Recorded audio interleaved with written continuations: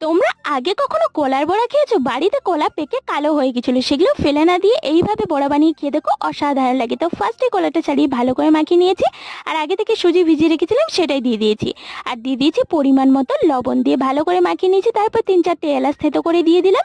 এবার দিয়ে দেবো আমি পরিমাণ মতো চিনি। চিনির পরিমাণটা কিন্তু একটু বেশি দিতে হবে, কারণ কলার বড়াটা মিষ্টি মিষ্টি হয়, তার জন্য চিনির পরিমাণটা একটু বেশি দিতে হবে। এবার চিনি দিয়ে ভালো করে মাখিয়ে নিলাম, তারপরে দিয়ে দেবো আমি পরিমাণ মতো ময়দা। আর ময়দার পরিমাণটাও কিন্তু ঠিক রাখতে হবে, বেশি পরিমাণে ময়দা দিলে আবার বড়াগুলো একদমই শক্ত হয়ে যাবে, খেতে আর ভালো লাগবে না। তার জন্য ব্যাটারটা একটু নরম করে মাখাতে হবে, যাতে বড়াগুলো নরম হয়।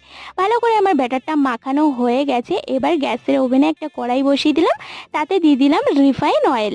এবার তেলটা গরম হয়ে গেছে, ছোট ছোট বড়ার আকারে করে ব্যাটারটা ছেড়ে দিচ্ছি। এবার এপিট ওপিট করে ভালো করে লাল করে ভেজে তুলে নিলেই রেডি আমাদের কলার বড়া। আর এটা খেতে কিন্তু খুব সুন্দর হয়, অবশ্যই বাড়িতে ট্রাই করো। আর কেমন লাগলো